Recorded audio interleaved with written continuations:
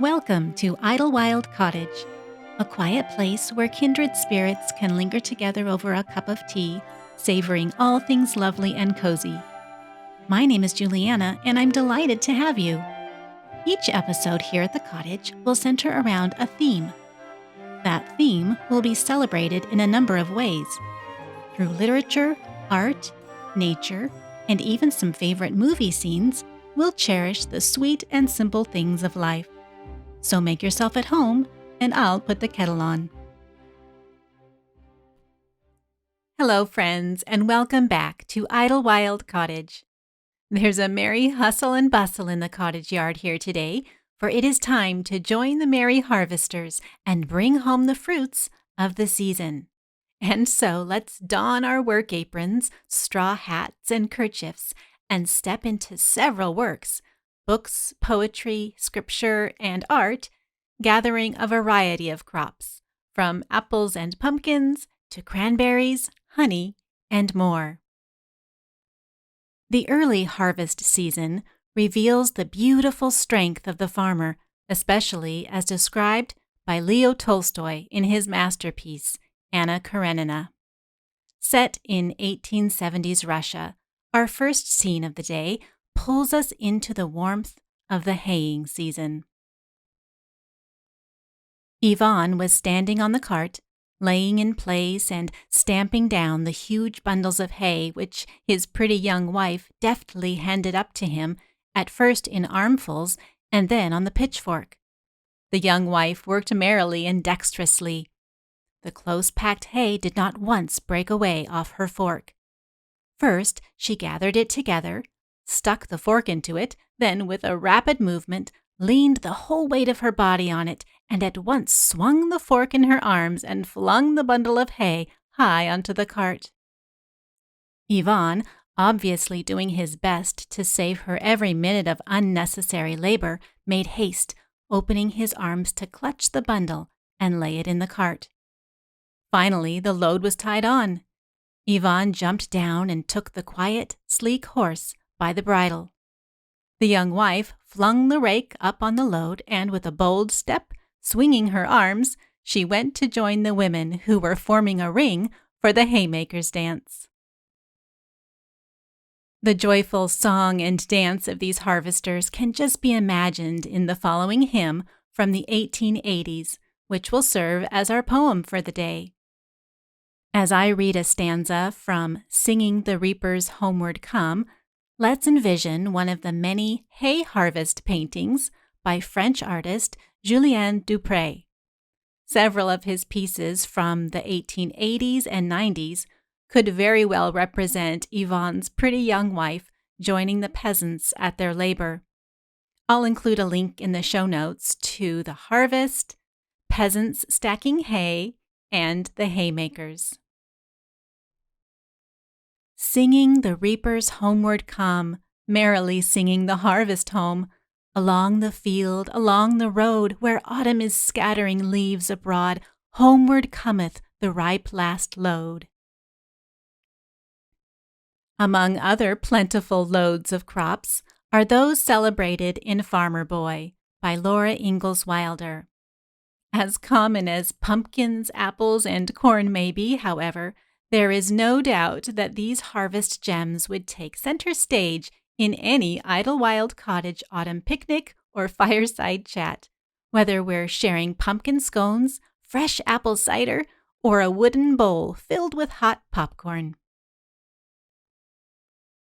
The harvest moon shone round and yellow over the fields at night, and there was a frosty chill in the air. The corn was cut and stood in tall shocks. The moon cast their black shadows on the ground where the pumpkins lay naked above their withered leaves. Almanzo rolled the pumpkins into piles, and Father hauled them to the barns. We later pick up. The apples were ripe. Almanzo and Royal and Father set ladders against the trees and climbed into the leafy tops.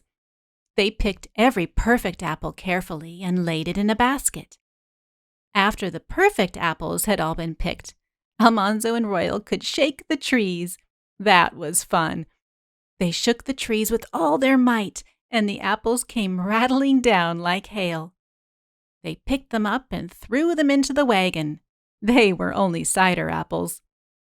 Father hauled the apples away to the cider mill. There would be plenty of cider to last till next apple harvest. Another merry crew of boys is working away in Louisa May Alcott's Little Men. These excerpts from Chapter 18, called Crops, reveal the many endeavors pursued by the industrious boys. The gardens did well that summer, and in September, the little crops were gathered in with much rejoicing.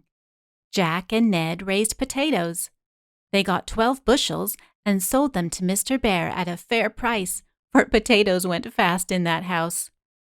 Emile and Franz devoted themselves to corn and had a jolly little husking in the barn, after which they took their corn to the mill and came proudly home with meal enough to supply the family with hasty pudding and johnny cake for a long time. Nat had beans in such abundance that he despaired of ever shelling them, till Mrs. Joe proposed a new way. The dry pods were spread upon the barn floor. Nat played his fiddle, and the boys danced on them till they were thrashed out with much merriment. As autumn went on, Dan bethought himself of a woodland harvest. Every Saturday he was away to the forests, fields, and hills, and always came back loaded with spoils, for he seemed to know the meadows where the best flagroot grew, the thicket where the sassafras was spiciest, and the white oak whose bark was most valuable. All sorts of splendid red and yellow leaves did Dan bring home for Mrs. Joe to dress her parlor with. Dan's woodland harvest brings us to a contemporary of the Alcott family, Henry David Thoreau. In his 1854 Walden, Thoreau recounts his wooded experiences, which include the chestnut harvest. In October, when chestnuts were ripe, I laid up half a bushel for winter. It was very exciting to roam the boundless chestnut woods with a bag on my shoulder and a stick to open burrs with in my hand, amid the rustling of leaves and the loud reproofs of the red squirrels and the jays. Occasionally I climbed and shook the trees. They grew also behind my house, and one large tree was, when in flower, a bouquet which scented the whole neighborhood, but the squirrels and jays got most of its fruit. I relinquished these trees to them and visited the more distant woods, composed wholly of chestnut. If you'd like to linger a bit longer with the chestnut harvest, you may enjoy Episode 7, Fall Foraging. Now, let's remain on the East Coast and join Gladys Tabor in her Stillmeadow Daybook, where she writes of her 17th century Connecticut farmhouse. Her September musings reveal a harvest that may be less common to us: wild cranberries. The whole countryside is bright with color now, not the tender colors of spring, but the vital tones of autumn. Jill has been down in the lower meadow looking at the wild cranberries. They are paler in color than the tame ones, big ovals, very delicate and spicy. We do not know whether some former owner had a cranberry bog there or whether they just grew by themselves, but there they are. When you pick them, the berries feel as if they had been dipped in wax. They fall into the pail with an odd little hollow plop, very pleasant. No other berry sounds the same at all. It is almost as if they were fairy drums beating a magic note. In his 1872 novel, Under the Greenwood Tree, Thomas Hardy follows the Mellstock villagers throughout the seasons. The fruits of autumn bring us nut gathering and, in this passage, the honey taking. Geoffrey Day's storehouse was hung with bunches of dried horehound, mint and sage, brown paper bags of thyme and lavender, and long ropes of onions. On shelves were spread large red and yellow apples, and choice selections of potatoes. A few empty beehives were clustered around a nail in one corner, under which stood 2 or 3 barrels of new cider of the first crop. Fancy Day was now kneeling beside the 2 inverted hives, one of which rested against her lap. She thrust her sleeves above her elbows and inserted her hand edgewise between each white lobe of the honeycomb, performing the act so gently as to not unseal a single cell. Then, cracking the piece off at the crown of the hive by a slight backward and forward movement, she lifted each portion as it was loosened into a large blue platter placed on a bench at her side. Another sweet harvest is that which provides a feast for the eyes. In her 1948 novel, Pilgrim's Inn, Elizabeth Goudge paints a thoughtful portrait of Nadine as she admires the garden while seated at her writing desk. The powder blue curtains framed a view that had mysteriously become a part of Nadine's very soul. She laid down her pen, propped her chin in her hands, and feasted upon it.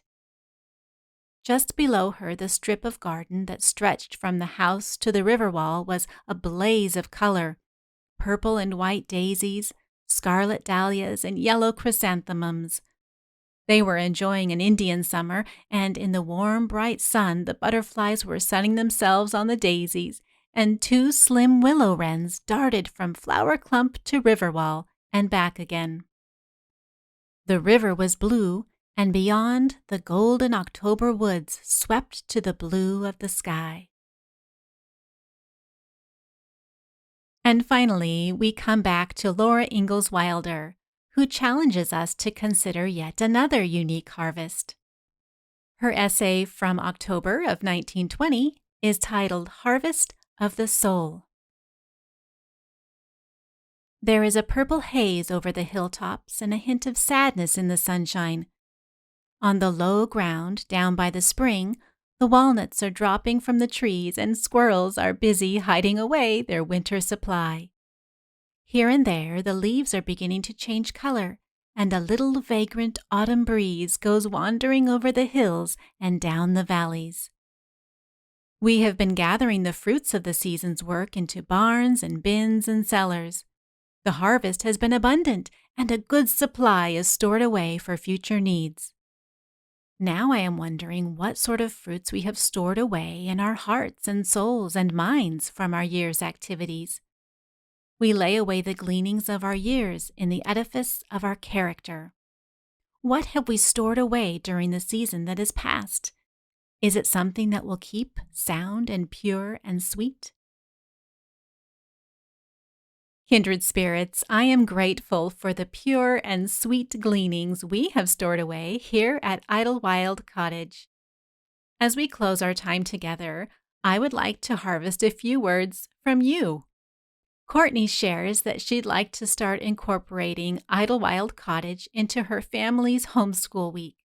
And Charity, who has just discovered this community, says it's her new favorite podcast. Friends, thank you so much for your sweet encouragement.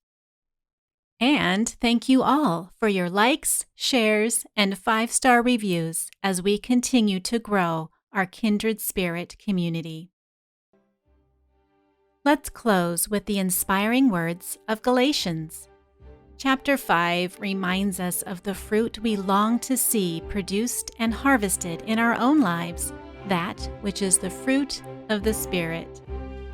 Love, joy, peace, patience, kindness, goodness, faithfulness, gentleness, and self-control. Kindred spirits, may the harvest of our hearts be rich and rewarding this fall, and may we diligently consider the seeds we might sow for next year's crop too. Thank you for joining me today, dear ones. Please come again soon to Idlewild Cottage.